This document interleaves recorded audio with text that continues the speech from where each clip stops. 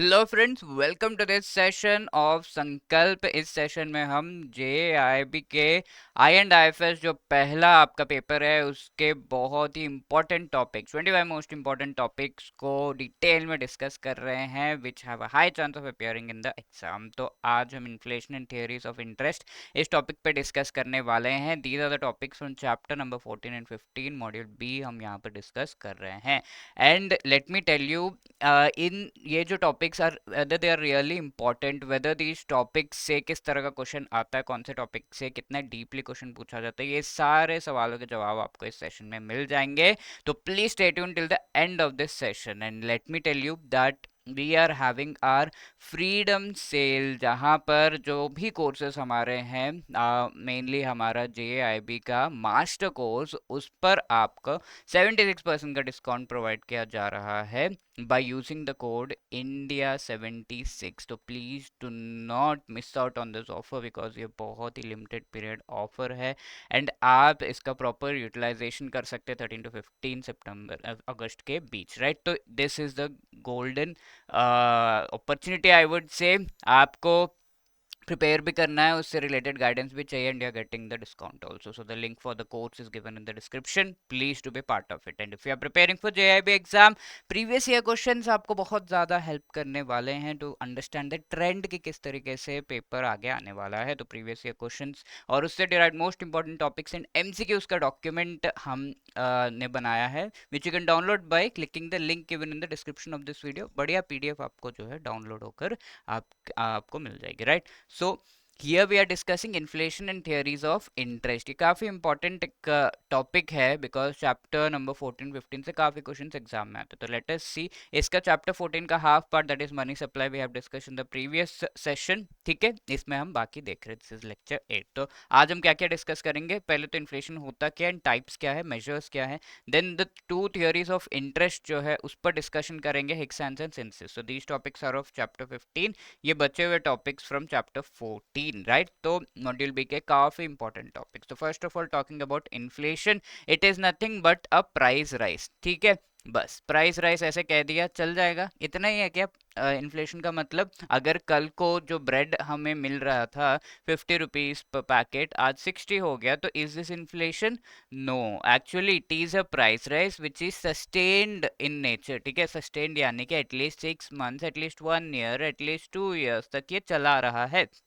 And ये सिर्फ price rise नहीं, it is a general price rise. General का मतलब है कि सारे जो प्रोडक्ट्स हैं, ऑलमोस्ट सारे प्रोडक्ट्स, नॉट जस्ट ब्रेड, ये जैम का भी कॉस्ट इंक्रीज हो गया, जो चीज स्प्रेड है उसका भी कॉस्ट इंक्रीज हो गया, साथ में जो फोन सेल फोन से उनका कॉस्ट इंक्रीज हो गया। इस तरीके से लार्ज नंबर ऑफ प्रोडक्ट्स जो भी आप मार्केट में देखते हैं, उन सभी का अगर कॉस्ट इंक्रीज हो जाता है then that will be called inflation, ठीक है। Is that understood? दो एस्पेक्ट्स इसके हैं, प्राइस राइज तो है ही है, साथ के साथ it is a sustained price rise, large period of time तक का होना चाहिए। एंड दूसरा general increase in the prices है, यानी कि जो प्राइजेस है उसमें इंक्रीज तो हो रहा है but a large number of products के प्राइजेस में इंक्रीज हो रहा है। I hope the basic definition of inflation is very clear to you. अब टाइप्स क्या क्या है, ठीक है। तो first one is called the demand pull inflation. अब नाम से पता चल रहा है डिमांड इस इन्फ्लेशन को पुल कर रहा है। अब कैसे पुल कर रहा है, late us have a look, late us have a look at this picture. Previously हमने ये देख चुके हैं। तो यहाँ पर हमने देखा कि नॉर्मल डिमांड है लेट्स से 100 एप्पल्स का, नॉर्मल सप्लाई है 100 एप्पल्स का, तो डिमांड एंड सप्लाई इक्वेट हो रहे हैं। अब इस कंडीशन को हम क्या कहते हैं, do you remember? Yes, it is called equilibrium condition. और यहाँ पर जो भी मार्केट में प्रोडक्ट्स आ रहे हैं वो टोटली क्लियर आउट हो जाएंगे because demand and supply clear हो रहे हैं। तो that is called the market clearing price. जो भी प्राइस पे एप्पल सेल हो रहे हैं, let's say 300 rupees per box जो है एप्पल सेल हो रहे हैं, तो that is the market clearing price. अब डिमांड एंड सप्लाई नॉर्मल है and they are equal to each other. Now ये एक रिच पर्सन यहाँ पर आ जाता है, बैंकर आ जाता है एंड ही सेज कि मुझे ये सारे के सारे जो एप्पल से वो दे दो because we have an apple party at our home. तो ये चीज देखकर सारे जो ये एप्पल्स बेच रहे होते हैं they are really excited and they what do, वो नॉर्मल प्राइस पे बेचते हैं क्या इसको। He says even if the prices are high I will buy because मुझे जरूरत है अभी इनकी। तो डिमांड तो यहाँ पर क्या हुआ, इंक्रीज हो गई। तो जब भी demand in comparison to supply increase हो जाता है, then the price also increases, so that is called the demand pull inflation. तो डिमांड प्राइस को पुल कर रहा है। अब सेकेंडली, ये एक सिनेरियो हो गया, जब डिमांड इंक्रीज हो गई तो 300 पर बॉक्स जो था, अब 400 या 500 में वो पर बॉक्स जो है सेल कर रहा है। अब एक और केस ले लेते हैं जहां पर एप्पल्स इस पर्टिकुलर ट्रेन में आ रहे थे और ये ट्रेन डी रेल हो गया due to some issue, and obviously people को कुछ नहीं हुआ बट एप्पल्स तो डैमेज हो गए। तो ऐसे केस में जो ये मार्केट था वहां पर एप्पल्स आने थे वो नहीं आ पाए। अब यार डिमांड तो नॉर्मल है लेकिन the supply has reduced, that is we can say demand is greater in comparison to the supply. ठीक है, सप्लाई सिर्फ 50 बॉक्सेस की है बट डिमांड 100 बॉक्सेस की है लेट्स से।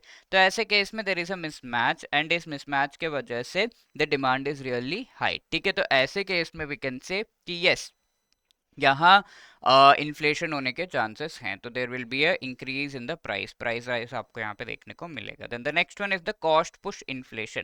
अब ये कॉस्ट पुश इन्फ्लेशन की बात करें तो जब भी हम किसी पर्टिकुलर चीज, किसी पर्टिकुलर प्रोडक्ट का कॉस्ट देखते हैं, फाइनल प्राइस जो होता है उसका, that is a combination of production cost and the profit, isn't it? जो प्रॉफिट हुआ एंड द प्रोडक्शन कॉस्ट है, इनका कॉम्बिनेशन होता है ना। तो प्रोडक्शन कॉस्ट लेट्स से इस फैक्ट्री को 100 रुपीज है, इस पे प्रॉफिट 50 रुपीज आ रहा है, तो फाइनल प्राइस कितना होगा, 150 होगा। बट कई बार ये होता है कि जो प्रोडक्शन कॉस्ट है वो ही इंक्रीज हो जाता है। तो ऐसे केस में क्या होगा, तो पीपल जो वहां पर है वो कह रहे हैं कि प्राइस, हमें जो सैलरी मिल रहा है बहुत कम है, इसे इंक्रीज करो। तो ऐसे केस में the salary is going to increase. ठीक है, तो प्रोडक्शन कॉस्ट को तो यहाँ पर इंक्रीज कर दिया बट द प्रॉफिट जो ले रहा है कंपनी वो सेम है। तो let's say the production cost is increase from here to 200 rupees. ठीक है, बिकॉज इनको एक्स्ट्रा सैलरी देना पड़ रहा है और प्रॉफिट 50 रुपीज ही रहा, तो द टोटल प्राइस इज 250। तो सिंपल कॉन्सेप्ट है ना, कॉस्ट ने जो प्राइस है उसे पुश कर दिया। ठीक है, अब ये कई बार हम इस सिचुएशन से बाहर भी आ सकते हैं। यहाँ पे क्या हो रहा है, जो भी पीपल है काफी स्किलफुल तरीके से काम करते हैं, तो इनको रिप्लेस करने का हमारे पास ऑप्शन नहीं है, देर आर नो अल्टरनेटिव्स। तो cost push inflation works when there are no alternatives. ठीक है, तो ऐसा तो रेयरली होता है, लेकिन हाँ ये तभी वर्क करता है जब अल्टरनेटिव नहीं है। अब इन्होंने कहा सैलरी इंक्रीज करो, देन प्रोडक्ट जो पीपल उन्होंने माना नहीं, जो ये हेड है वो उन्होंने, किसी ने माना नहीं, उन्हें निकाल के नए लोगों को ले लिया। तो प्रोडक्शन कॉस्ट इंक्रीज होगा, will the production cost increase? No. ठीक है, because we had alternatives, but if we have no alternatives, इन्हीं को लेना है, तो ऐसे केस में the production cost is going to increase even though the profit is same. So 100 से 200 हो जाएगा, तो ये 250 रुपीज, 150 से 250 हो जाएगा इसका final price. Okay, so is that clear? So this happens when there is no alternative. ठीक है, अब इसी से रिलेटेड हमने देख लिया कि टाइप्स ऑफ इन्फ्लेशन क्या है। Now let us try to have a look at the measures of inflation. ठीक है, इन्फ्लेशन को किस तरीके से मेजर किया जा सकता है, तो इन्फ्लेशन को दो डिफरेंट लेवल्स पे मेजर किया जा सकता है। ओके, और ये हम अपनी इकोनॉमी में देखते भी हैं। अब इन्फ्लेशन को मेजर करने का मतलब क्या है, अरे पिछले साल 100 रुपीज था, ये बास्केट ऑफ गुड्स का प्राइसेस लिया जाता है। बास्केट में बहुत कुछ है, मैकडॉनल्ड्स का बर्गर है और टूथपेस्ट है, ब्रश है, सारा कुछ जो नॉर्मल पीपल यूज करते हैं वो सब कुछ लेकर देखते हैं कि ये बास्केट का प्राइस पिछले महीने कितना था, पिछले साल कितना था, 100, अब इस साल ये 200 हो गया, तो there is inflation of 100 units. ठीक है, कैन वी से दिस? तो that is the measure of inflation. इस तरीके सिंपल तरीका है मेजर करने का इन्फ्लेशन को। प्राइस कितना था पिछले साल, इस साल कितना है, वो एक बास्केट को कंसिडर कर लिया जाता है, ये गुड्स है, ये गुड्स का प्राइस हम हर साल मेजर करते रहेंगे, तो कैसे इंक्रीज हो रहा है वो देखा जाएगा। तो it is measured eight two levels, पहला तो होलसेल लेवल। ठीक है, अब यहाँ पर जो भी प्रोडक्ट्स है वो प्रोड्यूस हुए, प्रोड्यूस होने के बाद ये होलसेल मार्केट में आते हैं। अब ये होलसेल मार्केट से क्या होगा, जो होलसेल में सारे प्रोडक्ट्स है ये सारे अब रिटेल, यानी कि आपको पता ही होगा जो शॉपकीपर्स है वो होलसेल मार्केट में जाकर खरीदते हैं, तो यहाँ से सारा प्रोडक्ट्स ये मार्केट में जाता है जहाँ पे बल्क में सामान होता है, जहाँ से शॉपकीपर्स खरीदते हैं। हम भी चाहे तो खरीद सकते हैं, देते हैं थोड़ा ऊपर नीचे करके, but yes mainly the people who are shopkeepers वो यहाँ से खरीदते हैं। ये हो गया होलसेल लेवल, वहां पे मेजर किया जाता है। अब फिर आपके घर के पास का जो शॉप है वहां पर ये सारा सामान आ जाता है, तो that is the retail level. ठीक है, शॉपकीपर से आप जो सामान खरीद रहे हो वो रिटेल लेवल कहलाता है। तो होलसेल लेवल पे जो प्राइसेस मेजर किए जाते हैं उसे हम होलसेल प्राइस इंडेक्स कहते हैं। यानी कि वहां पे बास्केट ऑफ गुड्स के प्राइस कितना इंक्रीज डिक्रीज हो रहा है, होलसेल प्राइस इंडेक्स। क्लियर है। अब रिटेल लेवल पे जो मेजर किया जाता है उसे हम कंज्यूमर प्राइस इंडेक्स कहते हैं। यानी कि रिटेल लेवल, आपके घर के पास के शॉपकीपर के पास जो प्राइस है ईच प्रोडक्ट का, उसका क्या इंक्रीज एंड डिक्रीज हो रहा है। ठीक है, तो ये है। तो आप पहले हम कंज्यूमर प्राइस इंडेक्स देख लेते हैं। ये परचेज एंड कंज्यूम जो गुड्स है बाय हाउस होल्ड जो रिटेल लेवल पर है उनका प्राइसेस से रिलेटेड है।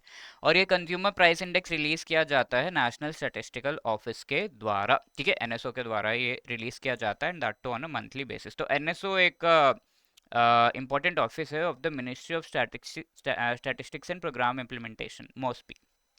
ठीक है, तो मंथली बेसिस पे रिलीज किया जाता है, एंड इसका बेस ईयर 2012 है। यानी कि क्या मेजर करने के लिए आपको एक कंपैरिजन करना होगा, है ना, कि 2012 में ये basket of goods, let's say McDonald burger है वो 100 रुपीज़ का आता था, अब जो बर्गर आ रहा है वो लेट्स से 250 का आ रहा है। तो व्हाट इज द इंक्रीज?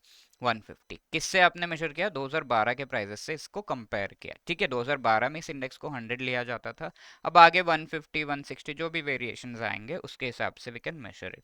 अब इसमें एक कॉन्सेप्ट है कोर इन्फ्लेशन का, जहां पर जो बास्केट ऑफ गुड्स में बहुत सारी चीजें हैं, तो उसमें से मोस्ट इंपॉर्टेंट है फूड एंड बिवरेजेस, आगे हम देखेंगे। तो फूड यानी कि जो सब्जी है इन सभी के प्राइसेस, आलू और जो ऑनियंस हैं इनके प्राइसेस बहुत ज़्यादा ऊपर नीचे होते हैं, टमाटर ये सब बहुत ऊपर नीचे होता है, तो इसे कहा जाता है वोलेटाइल कंपोनेंट्स, यानी कि इसके प्राइसेस ऊपर नीचे होंगे ही होंगे। दूसरा है फ्यूल, राइट, तो पेट्रोल के प्राइसेस बहुत ज़्यादा ऊपर नीचे होते हैं, तो ये दोनों वोलेटाइल कंपोनेंट्स हैं, तो इनके प्राइसेस तो ऊपर नीचे होंगे ही, बट इसके अलावा बाकी जो चीज़ें हैं उसकी प्राइसेस अगर ऊपर नीचे हो रहे तो वो खतरे का सिंबल है। तो core inflation means ignore these two, and बाकी जो प्रोडक्ट्स हैं उनके प्राइसेस में इंक्रीज हो रहा है, that is called core inflation. अगर कोर इन्फ्लेशन भी बहुत हाई है दैट मीन्स दैट इकोनॉमी में काफी ज्यादा दिक्कत है ना। तो इस तरीके से ये चीजें तो बढ़ेंगे ही बढ़ेंगे, हर इकोनॉमी में ऊपर नीचे होगा, बट कोर इन्फ्लेशन देखा जाता है। But apart from that we have dearness allowance, जहां पर कंज्यूमर प्राइस इंडेक्स आईडब्ल्यू यानी कि इंडस्ट्रियल वर्कर्स, आपका जो डियरनेस अलाउंस है आपके सैलरी में let's say 100 rupees extra allowance आ रहा है। अब नेक्स्ट मंथ में लेट्स से द प्राइजेस या फिर इन्फ्लेशन बहुत ज़्यादा हो गया तो आपको 150 अलाउंस आएगा। तो इस तरीके से it is linked to consumer price index, वो भी इंडस्ट्रियल वर्कर्स के लिए अलग तरीके से कैलकुलेट किया जाता है, तो उस पर डिपेंडेंट है। तो हाईएस्ट वेटेज यहाँ पर जो फूड एंड बेवरेजेस का है उसको दिया गया है in all the products. Basket of goods की बात की थी ना, तो let us C what is that basket. तो बास्केट ऑफ गुड्स में क्या क्या है जिनको जिनके प्राइसेस के वेरिएशन को मेजर किया जाता है? फूड एंड बेवरेजेस, पान tobacco, clothing, footwear, housing, fuel and light, other miscellaneous, ये सारा कुछ आपका आ जाता है। तो इसमें से सबसे हाईएस्ट वेटेज, सबसे ज्यादा जो प्रोडक्ट्स है वो क्या है? Food and beverages 54%। तो ये रूरल एरियाज में अलग consumer price index, urban area में अलग, क्योंकि रूरल एरिया के प्रोडक्ट्स अलग हैं, अर्बन एरिया सिटीज़ में प्रोडक्ट्स जो बाई करते हैं वो अलग है, एंड उनका कंबाइंड एक वैल्यू जो है निकाला जाता है, तो वो अलग अलग है इस तरीके से। ठीक है, सबसे हाईएस्ट ये है, एंड सबसे लीस्ट अगर आप देखो तो पान टोबैको इंटॉक्सिकेंट्स इसका वेटेज है। ठीक है, तो दैट इज द थिंग। अब कंज्यूमर प्राइस इंडेक्स का रेट भी कैलकुलेट कर सकते हैं कि कितना रेट से ये इंक्रीज हो रहा है। देखिए बहुत ही मजा आएगा इसमें भी। देखिए तो अभी प्रेजेंटली क्या रेट है, लेटेस्ट से यहाँ पर दो वैल्यूज दिए हुए हैं, मई 2021 एंड 22 के वैल्यूज। तो 2022 में 183.40 ये हमारा कंज्यूमर प्राइस इंडेक्स का वैल्यू है। अब इसमें से हमें जो भी increase in the consumer price index कितना इंक्रीज हुआ है, कितना परसेंटेज इंक्रीज हुआ है, वो कैलकुलेट करना है। तो कैसे कैलकुलेट कर रहे हैं? What is the formula? Increase कितना हुआ है value divided by original value. ठीक है, जो भी ओरिजिनल वैल्यू है दैट इंटू 100%। ठीक है, ये करेंगे तो इंक्रीज कितना हुआ? 173.40 माइनस 176.20।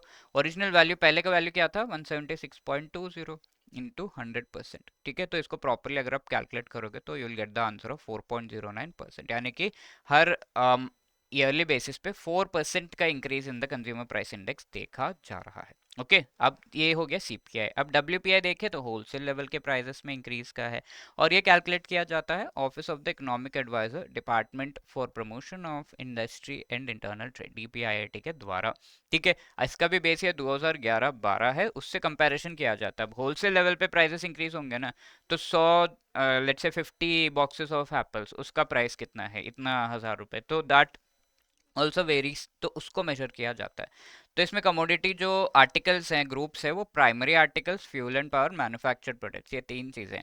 प्राइमरी आर्टिकल्स जो नॉर्मली कंज्यूम किया जाता है, देन मैन्युफैक्चर्ड प्रोडक्ट्स जो भी मैन्युफैक्चर किया जाता है, जिसको लेट्स से वीट से ब्रेड बनाया जाए तो ब्रेड एक मैन्युफैक्चर्ड प्रोडक्ट है, वीट जो आपका प्राइमरी आर्टिकल, इस तरीके से। और फ्यूल एंड पावर यानी कि कितना इलेक्ट्रिसिटी, कितना बाकी जो पेट्रोल एंड ऑल यूज़ किया जा रहा है by the industries and various places, तो उन चीज़ों को यहाँ पर लिया जाता है। एंड सबसे हाईएस्ट वेटेज आपका मैन्युफैक्चर्ड प्रोडक्ट्स का है in the calculation of the wholesale price index. अब ये चीज़ हमें ध्यान में रखना है, डब्ल्यूपीआई एंड सीपीआई जो है मंथली बेसिस पे कैलकुलेट होता है। ठीक है, सीपीआई एनएसओ के द्वारा, WPI office of economic adviser DPIIT के द्वारा। अब एक और मेजर है that is called the GDP deflator, इससे भी मेजर किया जाता है, और ये क्वार्टरली बेसिस पे किया जाता है। तो let us have a look what is the GDP deflator. GDP से आपको कुछ याद आ रहा है? This is the gross domestic product, यानी कि किसी भी इकोनॉमी का कितना हम कह सकते हैं कि उस पर्टिकुलर इकोनॉमी में नेशनल इनकम है, इसको इसका एक आइडिया देता है। ठीक है, तो जीडीपी और क्लियरली आगे हम डिस्कस करेंगे। ग्रॉस मींस टोटल डोमेस्टिक, एक इकोनॉमी के लैंड एरिया के अंदर प्रोडक्ट, यानी कि प्रोडक्शन का वैल्यू, टोटल फाइनल वैल्यू कितना है। ठीक है, तो और डिटेल में डिस्कस करेंगे आगे के संकल्प क्लासेस में, बट यहाँ पर देखिए ये नेशनल इनकम को इंडिकेट कर रहा है। लेट अस से इंडिया का नेशनल इनकम 100 है और ये इंक्रीज हो गया 200 को, तो वी कैन से ना कि 100 रुपीज जो है नेशनल इनकम इंक्रीज हुआ है। तो ये GDP deflator, late us say ये पर्टिकुलर जो बास्केट ऑफ फ्रूट्स है, तो जीडीपी एक्चुअली होता क्या है, जो प्रोडक्ट्स है उनका फाइनल प्राइस। तो ये फ्रूट्स लेट से सारा प्रोडक्ट्स है इंडिया का, तो इसका प्राइस कितना है, एक 2000 का, एक 200 का नोट, दूसरा 200 का नोट, विच इज 400 रुपीज इसका प्राइस है। ओके, अब ये 2011 की बात है, एंड प्रेजेंटली अगर हम देखें कितना हो गया है, चार हैं 200 के नोट, यानी कि 800 रुपीज। तो यहाँ पे अगर हम देखें कि कितना इंक्रीज हुआ है इन the price of this particular thing, तो हम दो तरह की जीडीपी कैलकुलेट कर सकते हैं। Way I have already told you, previously भी मैंने आपको बता रखा है। तो प्रेजेंट करंट प्राइजेस है, ठीक है, उससे जो जीडीपी कैलकुलेट किया जाता है उसे हम नॉमिनल जीडीपी कहते हैं। Okay, do you remember nominal GDP, right? National income जो अभी के प्राइसेस, अभी कितना प्राइस है इस पर्टिकुलर बास्केट ऑफ गुड्स का, तो 800 रुपीज है, ये नॉमिनल जीडीपी है, इसको ऐड करेंगे तो। ठीक है, अब 2011 या ऐसे पहले किसी समय का प्राइसेस के बेसिस पर अगर हम जीडीपी कैलकुलेट करते हैं, तो that is called what, real GDP. ये रियल वैल्यू है। रियल वैल्यू से इन्फ्लेशन की वजह से, महंगाई की वजह से ये बास्केट ऑफ गुड्स का जो प्राइस है वो इंक्रीज हो गया, तो this is the real national income, actual national income. But inflation की वजह से हमें नॉमिनल अभी जो नेशनल इनकम है वो थोड़ा अलग दिखता है। तो मेनली यहाँ पे किसकी वजह से प्राइस इंक्रीज हुआ, इन्फ्लेशन। तो इन दोनों को कंपेयर करके क्या हम इन्फ्लेशन का वैल्यू नहीं निकाल सकते? निकाल सकते, राइट? तो कितना टाइम्स इंक्रीज हुआ, if I want to calculate what will I do, 800/400, ये कितना आ रहा है, 2 टाइम्स, इजंट इट? तो this is nothing but nominal GDP by real GDP, तो ये होता है जीडीपी डिफ्लेटर। तो हमें इन्फ्लेशन का आइडिया दे देता है। अगर ये 800 नहीं होकर 1600 होता तो इन्फ्लेशन कितना होता, 4 times increase, isn't it? That is the thing. तो ये जो जीडीपी डिफ्लेटर है, इसको कैलकुलेट करने के लिए we should have the values of nominal and real GDP, जो कि एवरी क्वार्टरली बेसिस पर ही कैलकुलेट होते हैं, एवरी 3 मंथ्स में। तो that is why GDP deflator भी एवरी 3 मंथ्स में ही कैलकुलेट किया जाता है। Okay, so I hope that is very clear, right? तो we can very clearly understand this thing. तो जीडीपी डिफ्लेटर, तो एक क्वेश्चन है मई 2023 का, सीपीआई डब्ल्यूपीआई किस फ्रीक्वेंसी में रिलीज होते हैं? तो मंथली बेसिस पे रिलीज होते हैं, B is the right answer, isn't it?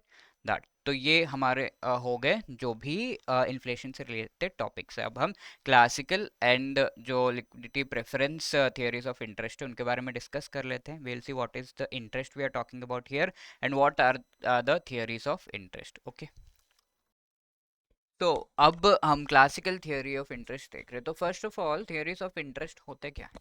Interest यानी कि जो भी आप लोन लेते हैं उसके ऊपर थोड़ा एक्स्ट्रा आपको अमाउंट पे करना पड़ता है, तो पेमेंट करना पड़ता है। So it is the amount that you are paying for getting the sum of money, ठीक है? तो इसे हम इंटरेस्ट कहते हैं इन जनरल। आपने 100 रुपीज़ का लोन लिया, लेट से 10% इंटरेस्ट आपको पे करना है, तो how much interest you will pay? 10 rupees interest. Let say monthly basis पे है या जो भी फ्रीक्वेंसी है क्वार्टरली बेसिस पे, तो मंथली बेसिस पे लेट से है, तो every month you will be paying 10 rupees, ठीक है? जो भी टर्म्स है उसके हिसाब से। तो ये interest, this is a extra amount. जो नॉर्मल प्रिंसिपल अमाउंट है 100 रुपीज़ जो आपने लिया वो तो लौटाना ही है, बट एक्स्ट्रा आपको पेमेंट करना होगा पीरियोडिकली, सो दैट आप जल्दी से जल्दी ये पैसों को लौटा सको, ठीक है? तो that is what is interest. तो लोन का जो भी टर्म है, टाइम पीरियड है, उसके हिसाब से। ये तो आपको बहुत अच्छे से पता ही होगा, राइट? तो we are talking about the theoretical part कि ये इंटरेस्ट किस तरीके से असेस किया जाता है, what is the background of it, theory, ठीक है? तो फर्स्ट एंड फॉरमोस्ट थियरी, सबसे पहली बार ये जो थियरी है कि इंटरेस्ट क्या होता है और इसे किस तरीके से कैलकुलेट किया जाता है, क्या बेसिस है, क्या थॉट प्रोसेस है, इस पर सबसे पहले क्लासिकल थियरी आई थी, ठीक है? सबसे पहले जो थियरीज आई थी उन सभी का बंच किया गया पहले, जो लोगों ने जो भी कहा था, और वो बंडल अप करके क्लासिकल थियरी को निकाला गया। तो this classical theory is also called, who developed and modified, अभी देखते हैं इसे हम demand and supply theory, capital theory, real theory या सेविंग इन्वेस्टमेंट थियरी भी कहते हैं। और कैसे कहते हैं फटाफट डिस्कस करेंगे इस चीज को, धीरे धीरे आपको एक एक चीज समझ में आती जाएगी। First of all, who developed and modified this? ये क्वेश्चन बहुत बार एग्जाम में आता है, यही आता है मेनली।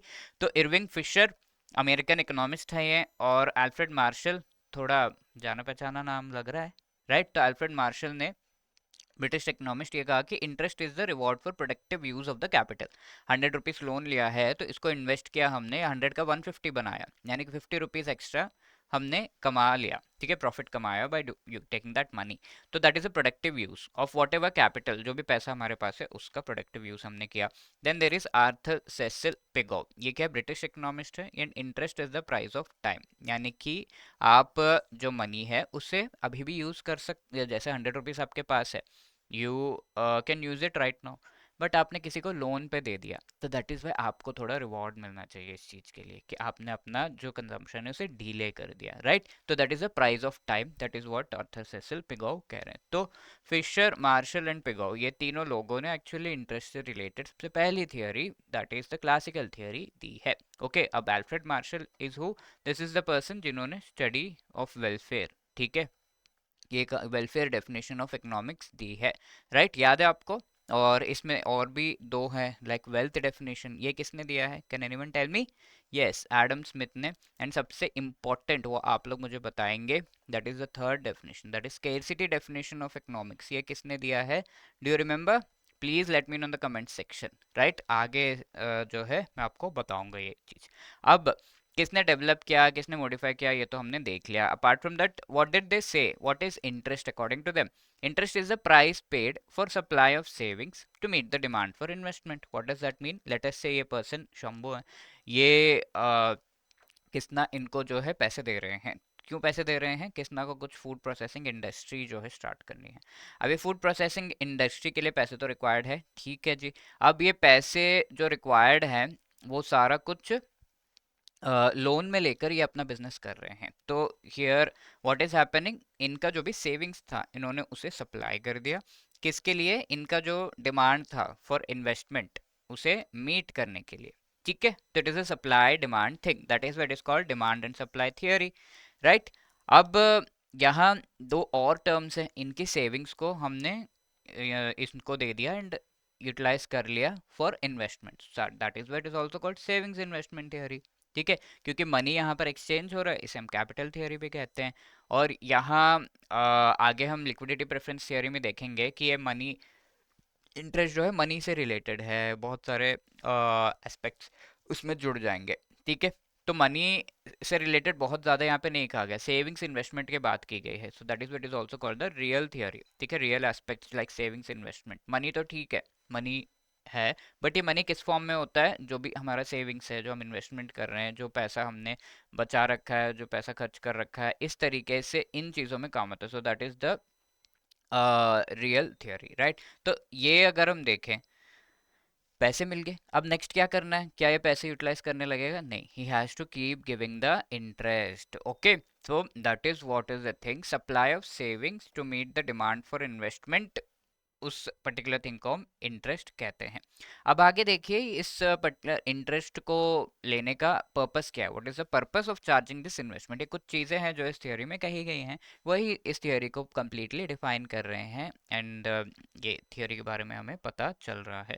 ठीक है, now if we see, interest is reward for savings. अब क्या, जो भी हमने सेविंग्स कर रखा है उसका रिवॉर्ड यहाँ पर मिल रहा है, and that particular thing is called interest. ठीक है, तो सेविंग्स किसने कर रखा है और किस तरीके से वेरी करेगा सेविंग्स के साथ, इंटरेस्ट के साथ सेविंग्स किस तरीके से वेरी करेगा, इसका अगर हम एक ग्राफ बनाए तो we can say savings is interest elastic, ये चीज़ कहा गया है ना। तो एक पर्सन ने सेव किया और ये पैसे दिए, तो उसको रिवॉर्ड मिल गया in the form of interest. अब ये जो सेविंग्स प्रोवाइड किया जा रहा है, ये सेविंग्स किस तरीके से जो है इंटरेस्ट पे डिपेंड करेगा, तो ये इस थियरी में कहा जा रहा है, अगर आपका इंटरेस्ट का अमाउंट जो है वो ज़्यादा है, आपको लेट्स से 3% इंटरेस्ट मिल रहा है, तो nobody is interested to save money. ठीक है, सेविंग ज़्यादा नहीं करेंगे, 100 रुपीज़ किसी ने दे दिया लोन पे, ठीक है। अब 30% इंटरेस्ट मिल रहा है, तो everybody would want to save money, ठीक है, 1000 रुपीज़ भी सेव करके रखेंगे। तो ये दो पॉइंट्स हमारे बन रहे हैं, एंड सेविंग्स और इंटरेस्ट का जो ग्राफ है इस तरीके से हमको देखने को मिलेगा। इन्वेस्टमेंट और इंटरेस्ट का ग्राफ किस तरीके से होगा, it will be opposite to this, ठीक है, तो ये अपवर्ड स्लोपिंग है। अब इन्वेस्टमेंट की बात करें तो investment and interest, interest rate अगर 3% है, तो वो लोन लेके इन्वेस्टमेंट करना चाहेगा, नहीं। ठीक है, तो वो इन्वेस्टमेंट जो भी कर रहा है 3%, अगर सॉरी अगर 3% इंटरेस्ट है, तो obviously he would want to take loan and do the investment. Why we can say that, because investment के लिए उसे लोन लेना है, तो लोन का जो इंटरेस्ट रेट है कम है, तो he wants to take more money, 1000 rupees on interest. अब लेट्स से 30% यहाँ पर इंटरेस्ट का रेट है, तो ऐसे केस में व्हाट वी कैन से, जो यहाँ पर इन्वेस्टमेंट किया जा रहा है वो कम रहेगा, बिकॉज 30% इतना हाई इंटरेस्ट रहेगा तो कोई लोन लेना नहीं चाहेगा, राइट। तो लेट्स से 100 रुपीज़ खाली लोन ले रहे हैं, तो that is the thing, 30 and 3% होगा तो ज़्यादा यहाँ पे इन्वेस्टमेंट किया जा रहा है, एंड बिकॉज लोन का जो रेट है वो कम है, एंड 30% इंटरेस्ट है, तो investment is less because loan का रेट जो है, इंटरेस्ट रेट ज़्यादा है। तो ये एक डाउनवर्ड स्लोपिंग ग्राफ है इन्वेस्टमेंट का, ठीक है। तो इन दोनों को अगर हम कंबाइन करेंगे, विल गेट द इक्विलिब्रियम, ठीक है। तो this is like the supply and this is the demand, supply of savings and demand for investment, तो इस तरीके से। अब ये रियल फैक्टर्स पे डिपेंड करता है, savings, investment, and it also depends upon the income, right. तो अगर किसी का इनकम ज़्यादा है, तो ऑब्वियसली वो ज़्यादा से ज़्यादा मनी जो है देना चाहेगा इन द पर्टिकुलर, जो सेविंग्स उसने किए हुए हैं, ज़्यादा से ज़्यादा वो जो है देना चाहेगा ऑन द लोन, ठीक है। तो इस तरीके से हमारा जो ग्राफ है वेरी करता है, तो it depends upon the income also. अब इसको हम कंबाइंड वे में लिखेंगे, तो ये आपका सप्लाई ऑफ सेविंग्स हो गया एंड डिमांड फॉर इन्वेस्टमेंट, तो इनका जो पॉइंट है जहाँ पे ये मीट कर रहे हैं, that is called the equilibrium point. इस पर्टिकुलर इक्विलिब्रियम पॉइंट से हम कह सकते हैं कि इंटरेस्ट कितना है, इक्विलिब्रियम रेट ऑफ इंटरेस्ट वो डिटरमाइन किया जा सकता है। ओके, तो this is the equilibrium rate of interest in savings and investment, हमको यहाँ पर देखने को मिल रहे हैं ना। इस पर्टिकुलर थियोरी को क्रिटिसाइज भी किया गया है, यहाँ कहा गया है कि interest is the reward for parting with liquidity, ठीक है। हमने यहाँ पे क्या कहा, किसने क्रिटिसाइज किया, जॉन मेनार्ड कीन्स ने, किनको, जो क्लासिकल थियोरी है उसको क्रिटिसाइज किया है। तो किस तरीके से क्रिटिसाइज किया है, तो यहाँ पे क्या कहा गया, interest is the price paid for supply of savings to meet the demand for investment. Savings और इन्वेस्टमेंट का ग्राफ भी बना दिया, इंटरेस्ट से किस तरीके से रिलेट कर रहे हैं वो भी दे दिया, ठीक है। तो इन चीज़ों को क्रिटिसाइज किया गया है। इंटरेस्ट का जो डेफिनेशन है, पहली बात वही गलत है, interest is reward for parting with liquidity, ये कहा गया, यानी कि अगर कोई अब पेमेंट करना है किसी को, या फिर उसके पास पैसे हैं, तो वो अभी यूज कर सकता था, but is parting with liquidity, he is not using it right now, और वो बाद में यूज कर रहे हैं, यानी कि आपको लोन में दे रहे हैं इंस्टेड ऑफ हिमसेल्फ यूजिंग, तो you are parting with liquidity, तो उस वजह से हम ये इंटरेस्ट जो है लेते हैं। तो यहाँ पे क्या दिया जा रहा है कि interest is the price paid for supply of saving, जो भी सेविंग सप्लाई किए जा रहे हैं उसका प्राइस है। सेविंग्स और इन्वेस्टमेंट से कोई खास रिलेशन नहीं है इसका, ये बता रहे जॉन मेनार्ड कीन्स, ठीक है। तो बेसिक थियोरी का जो दो इंपॉर्टेंट वर्ड्स है उन्हीं को खारिज कर रहे हैं। देन ही ऑल्सो सेज कि देर इज इस तरीके का ग्राफ वगैरह बना नहीं सकते। अगर आपके पास बहुत सारे पैसे हैं दैट डजंट मीन, और अगर आप ये देख रहे हो कि इंटरेस्ट रेट बहुत कम है, दैट डजंट मीन कि आप ज़्यादा से ज़्यादा सेव करेंगे। इंटरेस्ट रेट कम है तो क्या होगा, आप जब लोन में पैसे दे रहे हैं तो इट डजंट मीन कि आप सेविंग्स कम कर रहे हो, है ना। इंटरेस्ट रेट 3% है यार, इंटरेस्ट रेट 3% है, मैं ज़्यादा सेविंग नहीं, सारा पैसा खर्च कर दूंगा, ऐसा होता है क्या?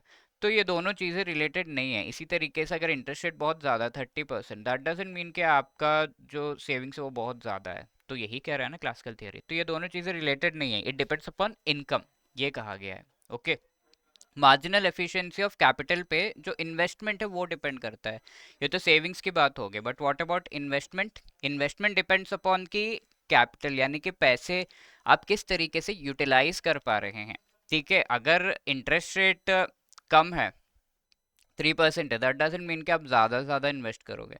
अगर आप लोन ज़्यादा से ज़्यादा लोगे, अगर आप उस पैसे को अच्छे से यूटिलाइज कर पा रहे हैं, if you are able to utilise that money, you are able to get 30% profit from this particular loan amount, तो जितना भी इसका 30% इसका अगर इंटरेस्ट है और आप 50% इससे प्रॉफिट कमा पा रहे हैं, ठीक है, इंटरेस्ट 30 आप पे करेंगे but you are able to gain 50% profit, तो आपका नेट प्रॉफिट जो 20% आ रहा है, तो in that case you will anyway take the loan.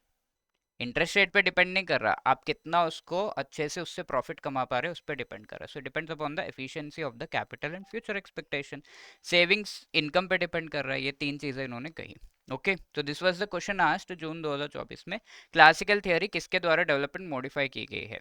तो ये Marshall, Fisher and Pigou, that which we have already seen. ठीक है, दी।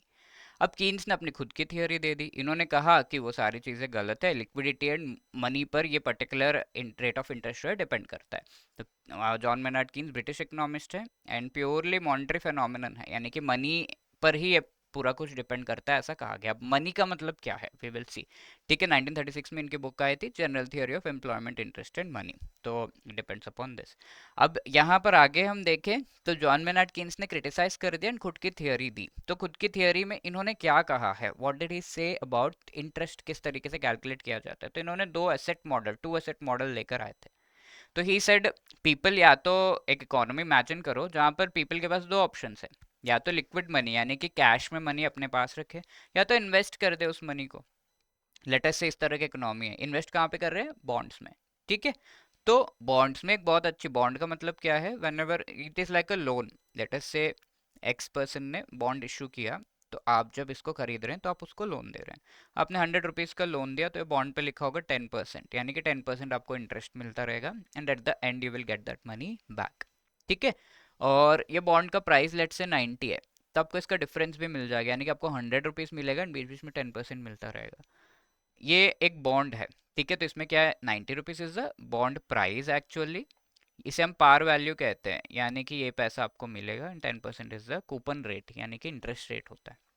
अब ऐसे ही एक और बॉन्ड मार्केट में लॉन्च हुआ, 100 रुपीज़ 90 रुपीज़ में खरीदो और ये इस पर 20% इंटरेस्ट मिल रहा है, तो आप कौन सा बॉन्ड खरीदेंगे, ए या B? Obviously you will buy B. तो whenever the interest rate increases, हम इस ए बॉन्ड को भी थोड़ा अट्रैक्टिव बनाना चाहते हैं, कैसे कर सकते हैं? इसका प्राइस रिड्यूस करके। ठीक है, तो लेट्स से विल मेक इट 50, तो आपको डिफरेंस में 50 मिल रहा है, यहाँ पे ओनली 10 रुपीज़ मिल रहा है। ओके, इंटरेस्ट रेट ऑल तो ज़्यादा, तो ये भी ए भी अट्रैक्टिव है, दोनों में से जो भी आपको सही लग रहा है दैट यू विल बाय। तो इस तरीके से जब भी इंटरेस्ट रेट इंक्रीज हो रहा है तो हमारा बॉन्ड प्राइस रिड्यूस हो जाता है, तो इनका एक इन्वर्स रिलेशनशिप होता है। ठीक है, और ये लिक्विड मनी का क्या मतलब है, जो भी करेंसी आप पॉकेट में आपके पास कैश है और करंट अकाउंट में जो भी पैसे आपने रखे हुए हैं, ये आप इस तरीके से कैश या लिक्विड फॉर्म में रखेंगे क्यों? देयर आर थ्री मोटिव्स इन्होंने बताया है। फर्स्ट मोटिव इज ट्रांजैक्शन, आप किसी को देना चाहते हैं। दूसरा है प्रिकॉशनरी, फ्यूचर के लिए तिजोरी में यहाँ वहाँ पैसे रखते हैं ना, कैश मनी चाहिए होगा तो इमीडिएटली यूज कर ले। स्पेकुलेटिव यानी कि कहीं इन्वेस्ट करने के लिए। तीन मोटिव्स मेनली होते हैं, तो ये दो एसेट्स में हम अपने पैसे रखते हैं एंड हमारा प्रेफरेंस कि हम इस पैसे को किस तरीके से रखेंगे, that is called the liquidity preference. So money किस तरीके से रखा जा रहा है उसी पे डिपेंड कर रहा है ये पूरा थियरी। तो interest is reward for parting with liquidity, जो उन्होंने ऑलरेडी बता दिया कि इमीडिएटली उसने करके लोन दे रहे हैं, उसका रिवॉर्ड है interest. Demand and supply of money ऊपर ये सारा कुछ डिपेंड कर रहा है, ना कि सेविंग्स एंड इन्वेस्टमेंट। उस पे उससे relation mainly John Maynard Keynes ने कहा कि सेविंग्स इन्वेस्टमेंट हमारा रिलेशन नहीं है, मनी का लेन देन से है। एंड डिमांड फॉर मनी, किस तरीके से आप उसे क्या प्रेफर कर रहे हैं दोनों में से, that is the liquidity preference. ठीक है, इज दैट क्लियर? तो that is why this called the liquidity preference theory या फिर मॉनेटरी थियरी। अब ये लिक्विडिटी प्रेफरेंस को भी अगर हम एक ग्राफ पे ड्रॉ करें कि हमारे पास इंटरेस्ट है यहाँ पर, and here you have liquidity preference, यानी कि लिक्विड मनी हम अगर लें ऑन दिस पर्टिकुलर ग्राफ, तो यहाँ पर हमें लिक्विडिटी प्रेफरेंस का ग्राफ आ जाएगा। यानी कि अगर ये बॉन्ड्स पर ये कौन सा इंटरेस्ट रेट है? बॉन्ड्स पे इंटरेस्ट रेट अगर 3% है, तो क्या आप इन्वेस्ट करना चाहोगे? बहुत कम है, नहीं करेंगे, तो आप ज़्यादा से ज़्यादा पैसा लिक्विड रखोगे। और अगर बॉन्ड पर इंटरेस्ट रेट 30% है, तो आप पैसा लिक्विड में नहीं रखेंगे, सारा इन्वेस्ट कर देंगे, इजंट इट? तो लिक्विड मनी आपके पास कितना है? कम से कम। तो this is one point and this is the other point, join करो, you will get a money curve. ठीक है, लिक्विडिटी प्रेफरेंस कर्व इसे कहा जाता है, demand for money curve. Money, liquid money का कितना डिमांड है वो बताता है particular curve which is downward sloping. ठीक है, और क्या फैक्टर्स पे ये इंटरेस्ट डिपेंड करता है? It depends upon demand for money, right? And अगर हम वेरिएशंस करेंगे, किसी का इनकम थोड़ा ज़्यादा है तो वो ज़्यादा पैसा लिक्विड फॉर्म में रखेगा, तो ये इस तरीके से शिफ्ट होगा जो कर्व है। ठीक है, अब ये दोनों थियरीज को कंबाइन किया हमारे ग्रेट हिक्स एंड हैंसन, इन लोगों ने, John Richard Hicks and Alvin Hansen. और कंबाइन करने के लिए इनके जो वर्टिकल एंड हॉरिजॉन्टल एक्सिस पे वैल्यूज है या जो पैरामीटर्स है उनको इक्वल करना था। तो उसके लिए उस चीज़ को थोड़ा सा हमें चेंज करना है, इजंट इट? उसको वेरी करना है। तो यहाँ पर अगर आप देखो, पहला जो हमारा कर्व था क्लासिकल थियोरी में, उसमें रेट ऑफ इंटरेस्ट यहाँ पर एंड सेविंग्स इन्वेस्टमेंट है, बट सेकंड थियोरी में सेविंग्स इन्वेस्टमेंट तो है ही नहीं, वहाँ पे लिक्विड मनी था। तो ऐसे केस में we can not combine both the curves. Curves को कंबाइन करने से हमें दोनों थियोरीज को कंबाइन करने का मौका मिल जाएगा, तो उसको मॉडिफाई किया गया। एंड जो हमने क्लासिकल थियोरी से कर्व डिराइव किया उसे हम investment savings curve, IS curve कहने लगे। कौन सी थियोरी से डिराइव्ड है? ये भी क्वेश्चन आया है कई बार, क्लासिकल थियोरी ऑफ इंटरेस्ट। और जो हमने लिक्विडिटी प्रेफरेंस थियोरी से डिराइव किया, that is called the LM curve, that is liquidity preference money supply curve. Okay, इस तरीके से अब दोनों कंबाइन किया गया। एंड लिक्विडिटी प्रेफर मनी पे बेस्ड एंड जो इन्वेस्टमेंट एंड सेविंग्स है उस पे बेस्ड किस तरीके से इंटरेस्ट रेट के वेरिएशंस होते हैं, सारा कुछ हमें कॉम्प्लेक्स जो वेरिएशन है उसके बारे में हमें पता चल गया because of the Hicks Hansen synthesis. ठीक है, एंड उसका इफेक्ट किस तरीके से मॉनेटरी एंड फिस्कल पॉलिसी की वजह से, इस पर्टिकुलर कर्व जो हमने डिराइव किया उसे हम आईएसएलएम कर्व कहते हैं। तो आईएसएलएम कर्व पे किस तरह का उसका इफेक्ट है ये भी हम पता लगा पाते हैं। ठीक है, तो these are the thing, this was one question asked, this is a homework question for you. Liquidity preference theory of interest has been given by which among the following? ठीक है, Lionel Robbins, Adam Smith, Veblen या फिर John Maynard Keynes. ठीक है, किनके द्वारा ये particular theory दी गई है? You have to answer this in the comment section, let us see who gives the right answer. इसके अलावा let me also tell you that EduTap has come up with wonderful courses for you, जो कि आप avail कर सकते हैं। Google पे edutap.in type करिए एंड यहाँ कोर्सेज में जाके जैब कोर्सेज में जाइए। And the most important thing is presently we are having the freedom sale 76% of using the code इंडिया76। इस पर हम ये जो है आपको प्रोवाइड कर रहे हैं। And here we have the master course, जहाँ पर आप इंडिया76 इस कोड को यूज़ करके आराम से 76% का डिस्काउंट पा सकते हैं। मास्टर कोर्स में each and every chapter of all the 4 components उसे बहुत ही अच्छे तरीके से डिटेल में एक्सप्लेन किया गया through short recorded video, chapter wise MCQs, full length each and every chapter के notes, full length mock test, सब कुछ आपको यहाँ पे प्रोवाइड किया जा रहा है। एग्जाम से पहले रिविजन के लिए लाइव क्लासेस और ऑल्सो देर इन जिसमें मोस्ट इंपॉर्टेंट टॉपिक्स आपको रिवाइज कराए जाते हैं। ओके, अब इंडिया 76 कोड ये एक्सपायर हो जाएगा 13 टू 15 अगस्त के लिए है, तो quickly go for it. The link for this course is also given in the description of this video, वहाँ से भी आप इस कोर्स में ज्वाइन कर सकते हैं। तो चारों कंपोनेंट्स को हो गया। Also we have single component के कोर्सेज, ठीक है, लाइक आईआईएफएस का अलग, पीपीवी का, एएफएम का, that also you can avail. If you have any other query, contact on this number or drop a mail at hello@edutap.co.in. Wishing you all the best. Thank you so much.